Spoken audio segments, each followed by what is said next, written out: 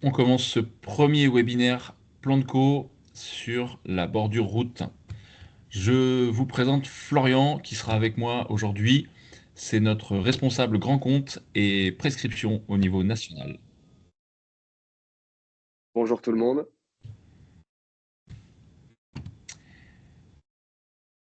Et Arnaud Chagnot qui est présent avec nous. Alors là, ça va être très intéressant pour vous et c'est tout l'intérêt et la genèse de ce webinaire, notamment sur la bordure route, qui est arrivé chez nous maintenant il y a presque 1 an et demi.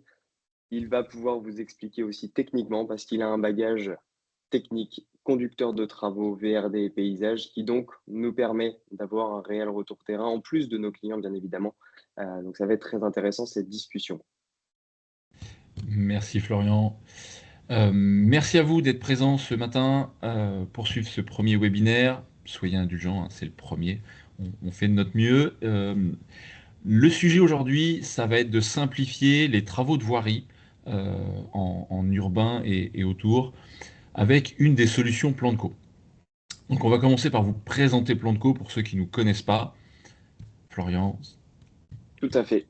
Alors Plantco, pour ceux qui ne nous connaissent pas, mais même pour ceux qui nous connaissent, je ne suis pas sûr que vous nous connaissez à 100%. Donc une société entièrement familiale qui a maintenant bientôt 27 ans d'expérience, une trentaine de collaborateurs, une douzaine d'usines partenaires, notamment une bonne partie en France, et surtout 2 marques depuis maintenant bientôt 2 ans. Vous le voyez en bas avec les différentes photos, nous intervenons donc sur différents marchés, c'est très intéressant et important.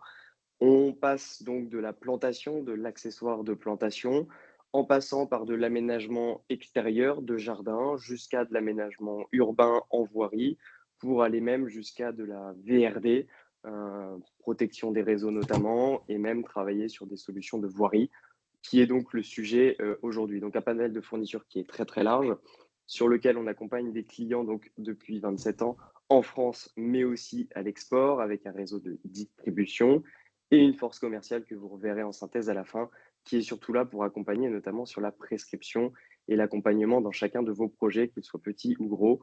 On a un bagage technique et on demande à notre force commerciale de surtout pouvoir techniquement vous accompagner. Nos solutions sont là pour intégrer vos projets. Donc voilà rapidement Plan de Co. Et aujourd'hui, nous allons vous présenter une solution Plan de Co pour réduire les nuisances sur les chantiers et enlever les gros engins des chantiers urbains principalement, euh, avec pour objectif sur les chantiers réduire le bruit, réduire la poussière, être plus rapide, être mieux organisé, avoir moins d'emprise sur la zone de stockage principalement, et enlever du béton sur place. La solution qu'on veut vous proposer, elle sera plus qualitative et plus esthétique sur des chantiers urbains. Voilà. Le but, c'est vraiment de réduire l'emprise du stockage sur ces chantiers urbains, de réduire les déchets, les déchets inertes, hein, les gravats, les bétons qu'on génère pendant un chantier, et d'avoir une meilleure finition. Donc on fait la finition du premier coup, on n'a pas besoin de revenir une seconde fois faire les finitions. Le tout avec une empreinte carbone vraiment réduite. C'est un souci général, hein, sur tous les produits Plantco, mais en particulier sur celui que l'on va vous présenter aujourd'hui, que ce soit de la fabrication, du transport, jusqu'à la pose pour les entreprises de travaux. Donc pour vous présenter plus en détail la problématique, je vais laisser Florian vous expliquer Oui, cela. tout à fait. Donc ça va être très simple le schéma et vous allez comprendre et nous suivre là sur 20-25 minutes. On va dérouler dans le sens où déjà, on va vous mettre en avant un produit que vous connaissez plutôt bien, mais peut-être que ça fait trop longtemps aujourd'hui qu'on l'utilise. Et donc, il est important de se poser les bonnes questions.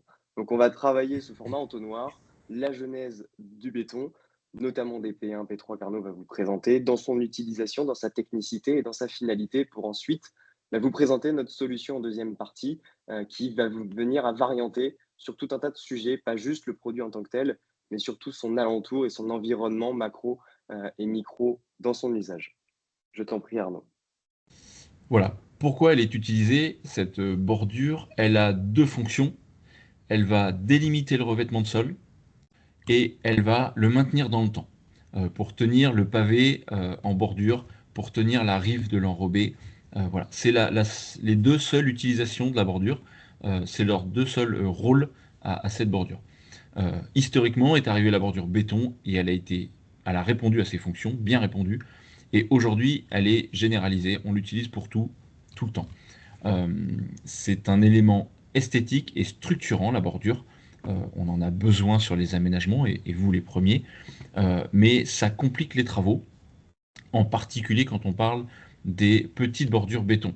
Donc les P1, les P2, P3, voilà, c'est que des jolis noms, hein, BJ4, BJ5, là pour les petites dernières qui sont arrivées. Euh, on les utilise partout, on les a dans tous les aménagements, et aujourd'hui, on ne réfléchit pas peu à faire autrement, en fait. Donc on fait un enrobé, on met la bordure pour tenir l'enrobé, et la bordure béton. Pourtant, elle n'a pas que des avantages, cette bordure, elle a même beaucoup d'inconvénients. Donc, les quelques avantages qu'elle a, c'est qu'elle est solide, on la connaît depuis 40 ans, elle est disponible partout, elle est très normalisée en normes CE, NF, avec les classes, avec les usages, etc. Ok, très bien. Mais elle a beaucoup d'inconvénients sur le chantier et dans le suivi derrière. Euh, Elle est très très lourde, c'est 37 kg. Une bordure P1, la basique, hein, c'est 37 kilos par mètre linéaire. Voilà, c'est un enfant de 10 ans, c'est un gros chien, pour vous faire des rapports. Donc c'est très lourd à manipuler. Il faut du matériel pour la mettre en œuvre. Il faut des chargeuses pour déplacer des palettes. Il faut des poids lourds pour l'amener sur le chantier. Il faut des engins pour gérer le béton qui va servir à la sceller. Voilà. C'est beaucoup de béton frais qu'il faut ramener quotidiennement sur le chantier. Et dès qu'on veut mettre en œuvre une courbe ou un angle, il faut forcément la couper, l'affûter. Donc c'est beaucoup de travail pour juste une bordure qui a pour rôle, rappelons-le, délimiter un revêtement de sol et le faire durer dans le temps. Donc toutes ces choses-là, on va le détailler et Florian va nous présenter les détails pour la partie logistique et esthétique de ces bordures. Tout à fait, comme Arnaud vient de le citer donc en introduction dans sa globalité, le premier point, ça va être tout simplement déjà de faire venir les produits. Ça nécessite de l'engin, du lourd, il faut un certain nombre de places, 800 à 900 mètres par camion. Donc il y a quand même un jalon à prendre en compte et faire venir encore une fois du lourd. Ensuite, comme le disait Arnaud, de par son poids, à la fois la palette, mais aussi le produit, il faut du matériel pour pouvoir le déplacer par rapport notamment à la manutention des produits. Ensuite, une fois qu'on a nos gravats, parce qu'il faut faire toute la préparation, la JNT, etc., et ben, il faut aussi pouvoir la transporter et la déplacer. Donc, encore une fois, l'intervention d'une machine. Mais ensuite, il faut de la préparation avec notamment du béton. Donc, on a besoin d'une toupie, une seconde machine. Et puis pour finir, bah, notamment Arnaud, dans les cas de courbe, il y a du sillage à prévoir. Donc il y a cette partie nuisance sonore et qualité de l'air, mais c'est surtout, encore une fois, l'intervention d'une énième machine. Donc tout ça fait que c'est un produit basique dans son usage, mais qui nécessite quand même pas mal de machines, quoi. Donc une personne en tant que telle ne peut pas réaliser le projet assez facilement ou pour elle. Déjà, c'est un premier point qui est plutôt intéressant, à prendre en compte, notamment, on verra plus tard sur la partie aussi environnementale qui rentre en compte. Pour son aspect esthétique, parce que ça aussi, il faut quand même pouvoir, le discuter, le mettre en avant. Donc Arnaud en a parlé déjà un petit peu. Il y a quelques points qu'il faut mettre en avant quand même qui sont assez simples. Bon, 5 premiers centimètres de la bordure qui est visible. Parfois, notamment avec du pavage ou autre, cela peut être intéressant sur certains projets, notamment en fonction de l'environnement dans lequel c'est, mais il y a certaines contraintes. Le premier point, c'est sa structure. On est sur un solin béton. Donc, on peut venir à être gêné par rapport à la structure alentour. Si on va avoir des clôtures, si on va avoir du mobilier ou des espaces verts, le solin va venir empiéter sur ces zones et donc le gêner. Deuxième point, ce solin et ses bordures vont capter la chaleur. On va apercevoir, donc là on est dans un cas extrême, mais on aperçoit, vous verrez souvent l'été, le long des bordures béton, du gazon qui va venir à cramer sur 5 à 10 centimètres parce qu'il y a cette chaleur qui est captée et donc qui est restituée et qui vient détériorer les racines. Donc un élément supplémentaire déjà au niveau de l'esthétisme qui nous fait dire, bon, ok, pourquoi pas, ça pourrait être intéressant de regarder s'il y a une alternative.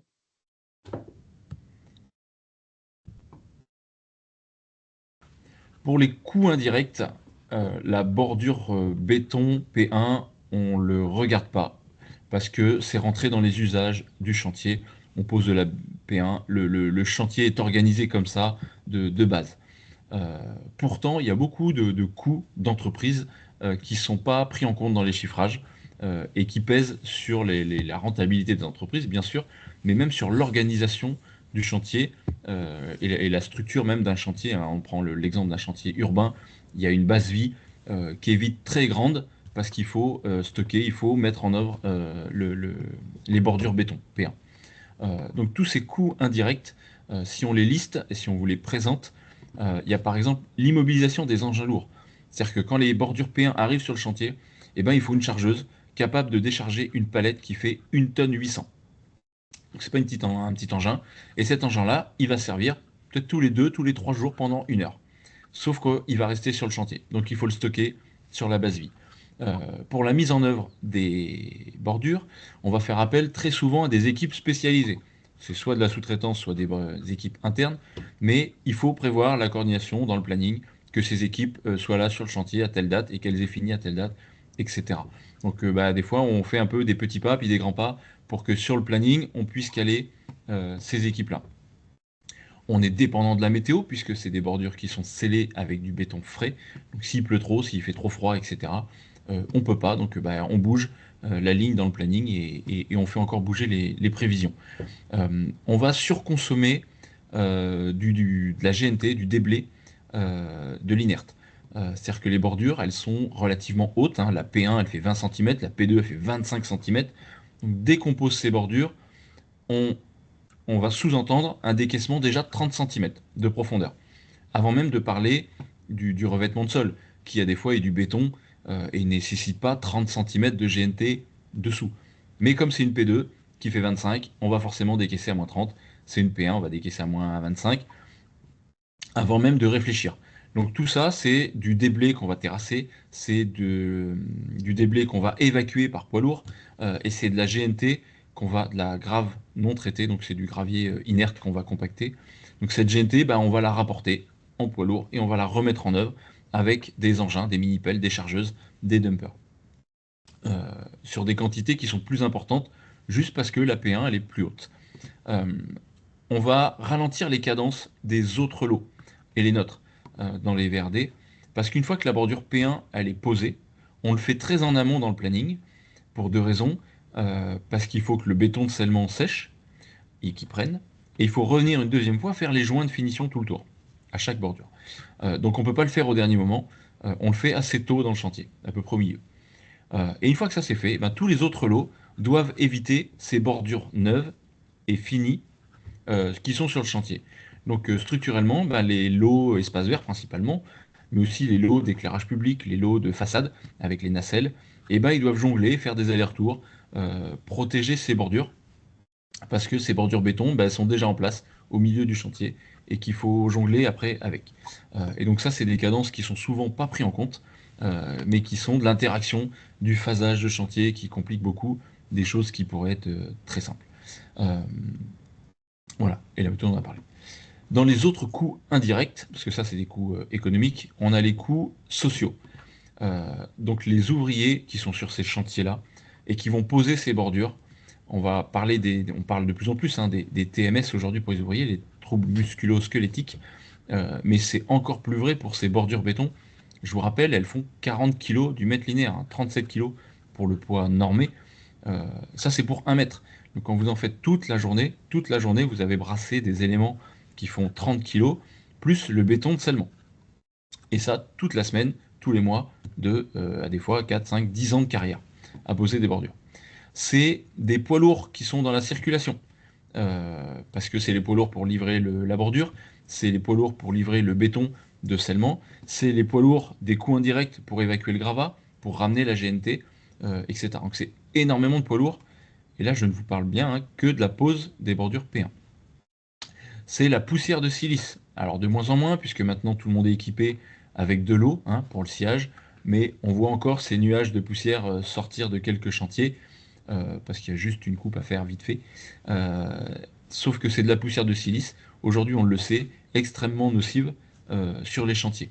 Donc on parle de la qualité de l'air en ville, et on parle de la nuisance du bruit. parce que ça, même avec de l'eau, ça fait un peu moins de bruit, mais on a encore cette nuisance sonore des chantiers qui sont dus au sciage, qui sont dus aux poids lourds, qui sont dus aux gros engins, les chargeuses, les mini-pelles. Donc ça, c'est des coûts indirects, sociétals, qui sont induits uniquement par la présence des bordures béton, des petites bordures béton dans nos chantiers.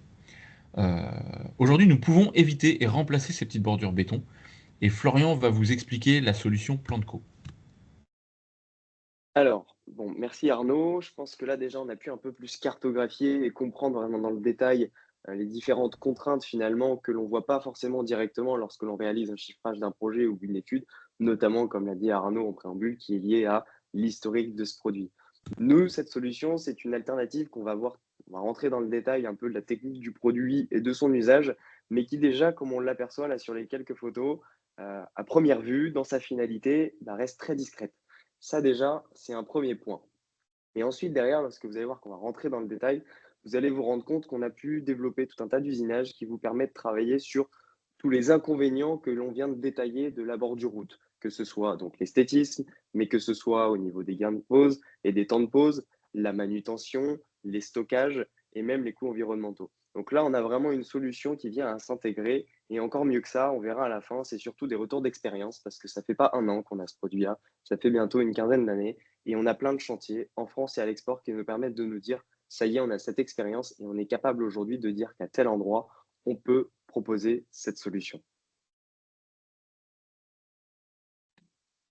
Donc, cette solution, la voici. C'est une cornière en aluminium. Avant de rentrer dans le détail du produit, on a parlé tout à l'heure de son aspect esthétique. Bon, euh, euh, notamment l'aspect esthétique, c'est pour après. La partie logistique. Comme on le voit ici, c'est des profils qui sont en forme de L, qui donc permettent de pouvoir s'intégrer profil et profil dedans à l'intérieur. Ils font 2,30 m. Donc on est a priori sur une première palette facile, classique, entre 500 et 700 mètres linéaires.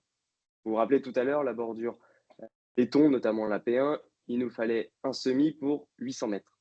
Ici, une palette.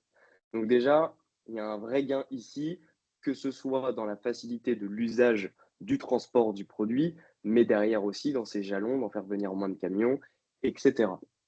Et derrière aussi, ce qui va être intéressant, bah, c'est qu'il y a beaucoup moins de matériel. La bordure fait 2,5 kg pour notre profil intermédiaire. Donc, je laisserai Arnaud prendre le relais là-dessus.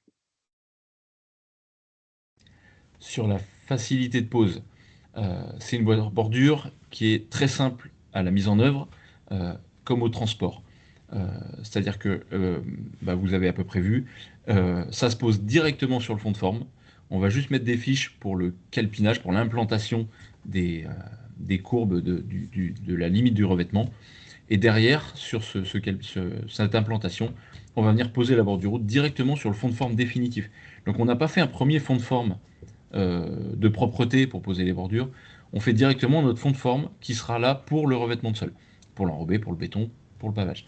Dessus, on va poser notre bordure route et on va la pointer avec les grandes pointes que vous voyez en photo dessus. La pointe est là pour le déplacement latéral, pour respecter l'implantation dessus et que la bordure, elle, tienne le temps de la mise en œuvre du revêtement. Vous verrez, vous pouvez suivre les petits QR codes que vous voyez sur nos affiches. Elles vous ramènent sur la page web et sur notre page web, vous avez des vidéos YouTube qui vous montreront vraiment dans le détail ces mises en œuvre. Nos bordures route, tout est fourni avec. Vous avez, quand vous achetez une bordure route, vous avez les fixations, les jonctions. Il n'y a pas de quincaillerie à aller chercher, il n'y a pas de matériel.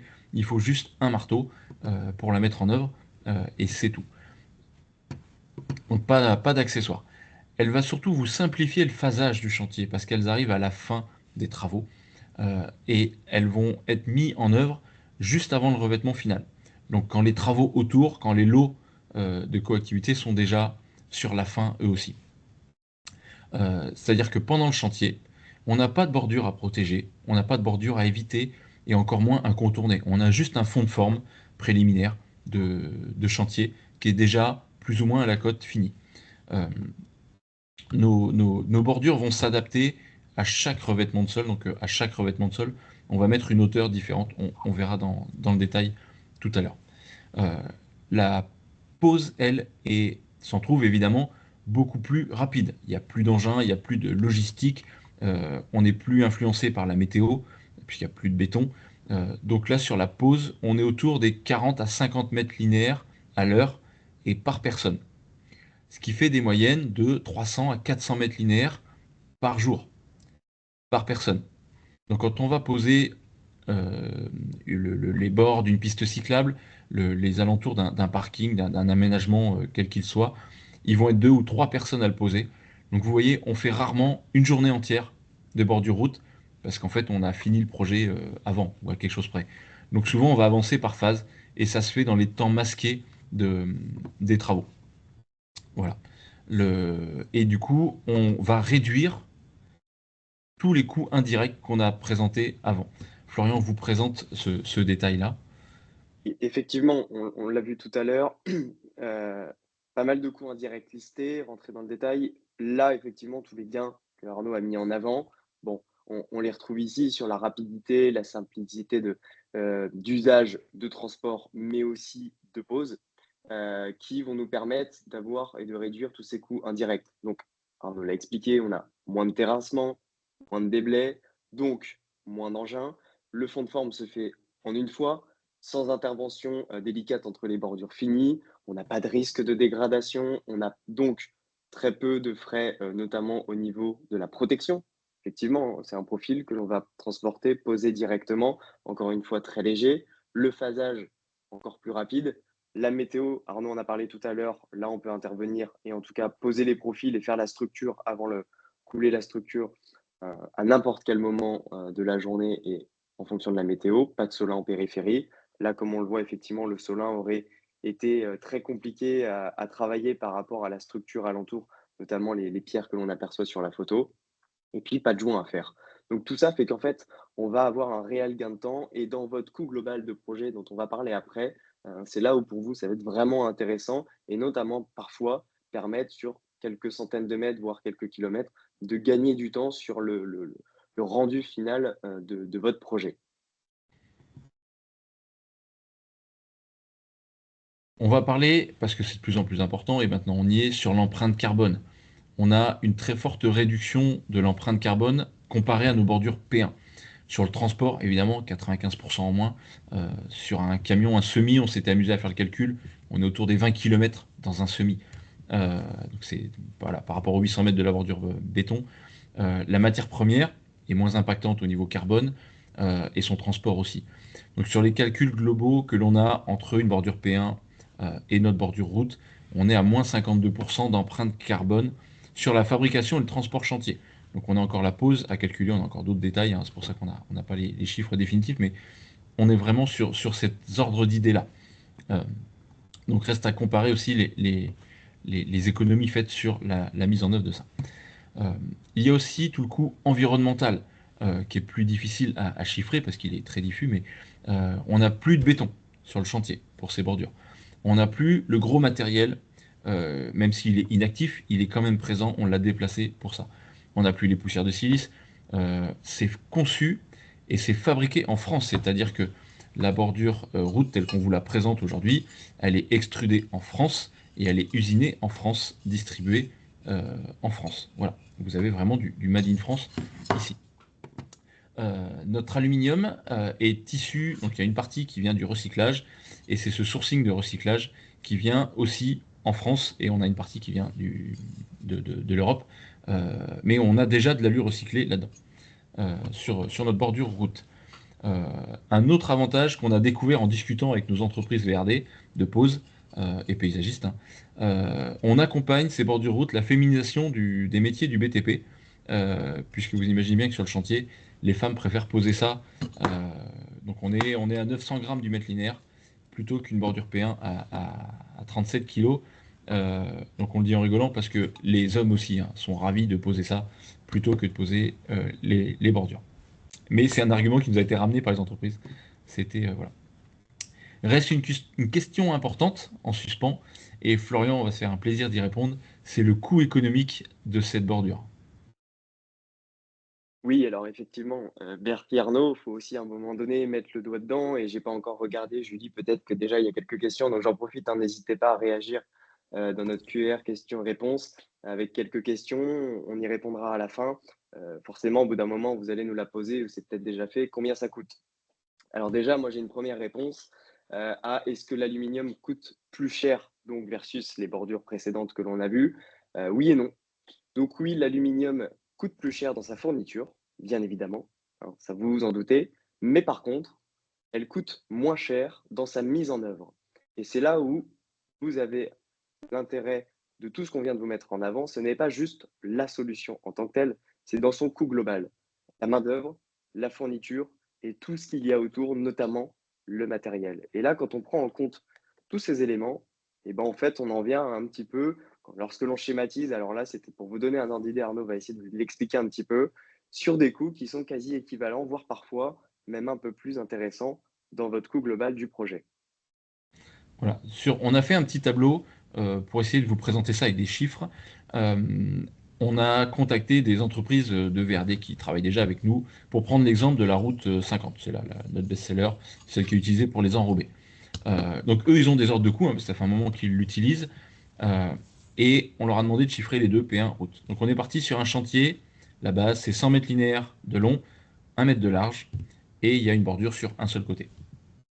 Donc déjà, en terrassement, ce que je vous disais, ils décaissent 30 mètres cubes pour la P1, ils en décaissent que 20 pour la route.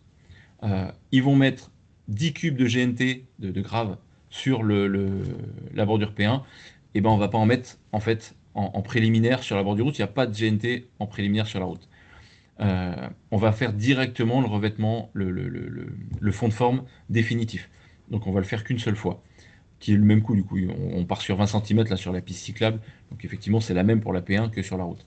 Le coût, elle, fourniture et pose, va être très équivalent. Donc ça, c'est très variable d'un chantier à l'autre, parce qu'il y a beaucoup de choses, beaucoup de facteurs à mettre en œuvre. Mais vous voyez, on est sur les 20-25 euros. C'est des prix bordelais, de la région sud-ouest. Je sais qu'il y en a qui sont peut-être de Paris maintenant et de l'Est. C'est des prix sud-ouest parce que j'ai demandé aux gens que je connais. Euh, mais voilà, c'est ces ordres de prix-là. Et en fait, quand ils chiffrent les deux, ils arrivent sur les mêmes prix. Alors, c'est pas du tout les mêmes ratios, mais ils arrivent sur les mêmes tarifs parce qu'il y en a un qui a beaucoup de main-d'œuvre et très peu d'achats, l'autre qui a beaucoup d'achats et très peu de main-d'œuvre. Mais sur le final, on arrive sur les mêmes tarifs. Et donc vous voyez qu'en prenant cet exemple-là et en faisant cet exercice, on arrive sur des coûts indirects qui sont en rouge, là, la colonne de droite. On a plus 12% de frais sur les frais indirects. C'est-à-dire qu'une bordure P1 en frais indirects, c'est 12% de plus sur cet exemple-là. Donc pour ceux qui voudront plus de chiffres, si vous voulez qu'on détaille ça, bah, vous suivez le QR code qui est là. Ça vous amènera sur notre site internet, sur notre page web. Vous nous contactez par mail et on reviendra vers vous dans le détail. Vous verrez qu'on a une présence terrain. On peut vous accompagner sur vos projets et on se fera un plaisir de rentrer dans le détail sur ces projets-là. Donc j'arrête avec les chiffres. Florian, montre-nous des beaux projets finis sur cette route. Effectivement, faut parler maintenant aussi un petit peu plus esthétique, visuel, que ce soit un peu parlant et aussi vous puissiez vous projeter sur différents projets que vous avez pu réaliser, mais certainement d'autres à venir sur lesquels vous êtes peut-être déjà là sous le coude sur des cas typiques. Donc, on a pu faire des lignes de quai SNCF, tout simplement là notamment avec la structure et coffrage en enrobé sur un linéaire bien droit. On a pu faire également Paris-Longchamp, là où on a directement l'accès hop, aux tribunes et derrière aux zones de parieurs. Donc une délimitation très nette, très simple, très discrète. Le futuroscope, bon, bah, effectivement, quand on dit la Vienne, ça parle peut-être pas à tout le monde, mais le futuroscope, si. Donc on y a également participé sur une délimitation bicouche. Donc ça, on reviendra. Donc on va vous prendre encore 5 minutes pour terminer sur les différentes couches sur lesquelles vous pouvez intervenir, parce que c'est là aussi où on a un intérêt, c'est qu'on a plusieurs hauteurs qui peuvent vous permettre de travailler sur tous les profils. Arnaud? Voilà, pour être visuel, la bordure route se décline en 10 hauteurs. On va commencer du 20 mm pour les gazons synthétiques. On va faire des 30-40 pour les stabilisés graviers, où on vient finir. On peut faire des chantiers zéro béton et complètement perméables. Et on va aller jusqu'à du 120 pour les stabiliser et même jusqu'à des 150. Donc ça, c'est carrossable. Là, ça va être principalement pour les pavés. On va venir mettre du pavé et la chape maigre ou la chape en sable dessous pour venir caler nos pavés. Et du coup, là, le pavé, il est en bord, il n'a pas besoin du solin et on est sûr qu'il tient. C'est carrossable, on peut passer dessus avec du VL.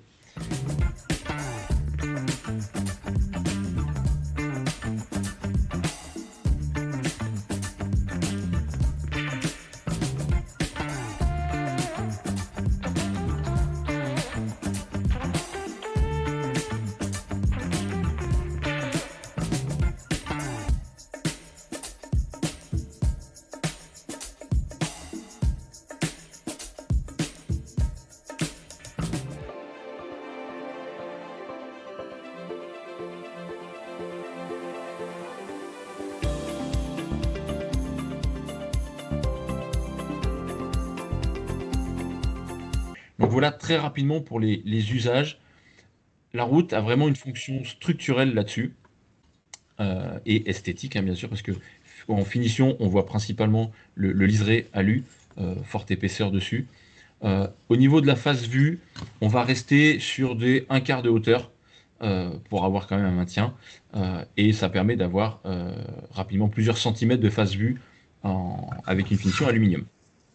Toujours. Florian, aurais-tu quelques autres chantiers, quelques autres mises en œuvre? Oui, tout à fait. Et là où c'est intéressant, c'est pour compléter ce que vient de vous dire Arnaud. Donc effectivement, en fonction des produits, des situations et des surfaces que vous allez devoir poser, donc on a l'enrobé. Donc chez nous, vous l'appellerez la route. Border style route. Route 50, donc effectivement pour les enrobés. La route 100, là où ici on a du pavage au milieu, on aperçoit qui est en train d'être posé. Puis on a de la route 120 pour notamment tout ce qui est béton et béton balayé. Euh, on a également différents types de poses.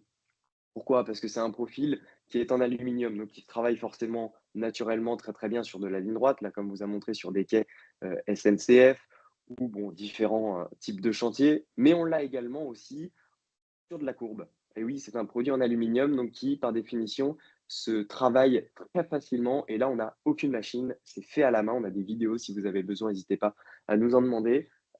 L'aluminium sur 2,30 m se courbe. Donc là, on voit des fiches qui nous permettent de faire les courbes. Voilà. Donc on a tout un tas d'exemples et de chantiers réussis qui nous permettent aujourd'hui de pouvoir vous accompagner et de vous présenter des expériences. Et puis pour finir, bah, c'est aussi entre quelle surface et quelle surface. Parce qu'on peut avoir un espace vert d'un côté, puis une surface dure de l'autre, ou même deux surfaces dures, enrobé bicouleur ou directement des désactivés derrière.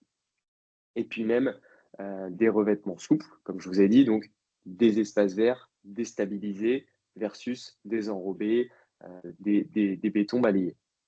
Donc on a un panel de produits qui nous permettent de répondre à tout un tas de problématiques que vous pouvez avoir aujourd'hui sur vos chantiers. Et nous, on vous demande vraiment de prendre en compte un peu tous ces coûts globaux et l'intégration de cette solution et de cette fourniture dans vos projets qui peut réellement réaliser des gains, comme on l'a dit, économiques, sociaux et environnementaux.